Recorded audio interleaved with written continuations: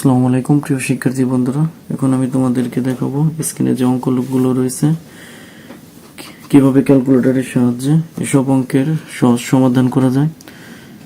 এসব অঙ্ক এমসিকিউতে এসে থাকে।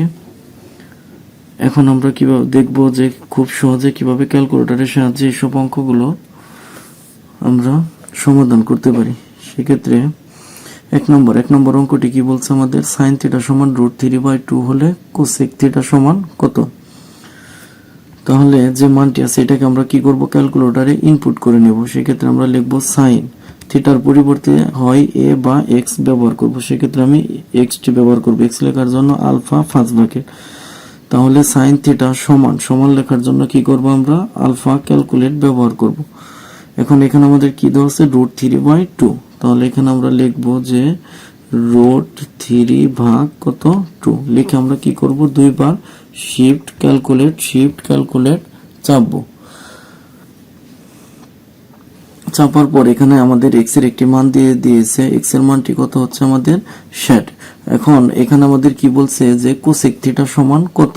তাহলে যেহেতু কোসেকটি আমাদের ক্যালকুলেটরে নেই, সেক্ষেত্রে কোসেকের বিপরীত হচ্ছে কি 1/sin। তাহলে আমরা লিখব যে 1/sin থিটা লেখার জন্য আমরা কি ব্যবহার করব, এক্স ব্যবহার করব। দিয়ে এখন আমরা কি করব, শুধু ক্যালকুলেট চাপবো। চাপার পরে বলছে এখানে এক্স ওয়াট, অর্থাৎ এক্স এর একটি মান চেয়েছে। যেহেতু এক্স এর মানটি আমাদের কপি করা আছে, শুধু আমরা কি করব, সমান দেব। সমান দিলে এখানে আমাদের রেজাল্টটি আসছে কত, 1.155। এখন আমরা দেখব যে এটা মূলত কোনটির রেজাল্ট। এখন আমরা এখানে লিখতে পারি যে 2/√3, এটাকে আমরা ভাগ করে দেখি যে 2/√3 সমান কত, 1.15। তাহলে এই রেজাল্টটি আমাদের সাথে মিলে গেছে। তাহলে এটাই আমাদের মূলত নির্ণেয় রেজাল্ট। দুই নম্বর অঙ্কটি কি বলছে আমাদের, কট থিটা সমান কত দেওয়া আছে, √3 হলে সাইন থিটা সমান কত। এখন যেহেতু আমাদের কটটি ক্যালকুলেটরে নেই, সেক্ষেত্রে আমাদের কটের বিপরীত কি হচ্ছে, আমরা tan। সেক্ষেত্রে আমরা লিখব যে 1/tan।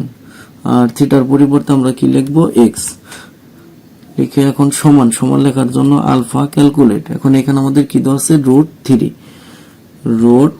লিখে আমরা কি করব, শিফট ক্যালকুলেট চাপবো। চাপার পর এখানে আমাদের এক্স এর একটি মান দিয়ে দিয়েছে।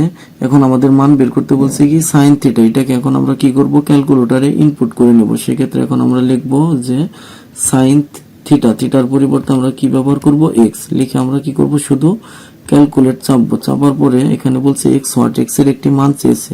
সেক্ষেত্রে আমরা কি করব, শুধু সমান চাপবো। চাপলে এখানে আমাদের কি বলছে 0.5। এটাকে যদি আমরা ভগ্নাংশ আনি তাহলে 1/2। তাহলে এটার রেজাল্ট হচ্ছে কত, আমাদের 1/2। তিন নম্বর অঙ্কটি আমাদের কি বলছে, tan a সমান 4/3 হলে cos a সমান কত। সেক্ষেত্রে আমরা কি করব, tan a সমান 4/3 এটাকে ক্যালকুলেটরে ইনপুট করে নেব। tan a লেখার জন্য আলফা মাইনাস tan a সমান আমাদের কি দেওয়া আছে, 4/3 সমান লেখার জন্য আলফা ক্যালকুলেট 4/3 দিয়ে এখন আমরা কি করব, দুইবার শিফট ক্যালকুলেট চাপবো। চাপার পর এখানে আমাদের এক্স এর একটি মান দিয়ে দিয়েছে। এখন আমাদের মান বের করতে বলছে কি cos a। এটাকে আমরা কি করব, ক্যালকুলেটরে ইনপুট করে নেব। এখন আমরা তাহলে লিখব যে cos a লিখে এখন আমরা কি করব, শুধু ক্যালকুলেশনে চাপবো। চাপার পরে বলছে এ হোয়াট, অর্থাৎ এর একটি মান চেয়েছে।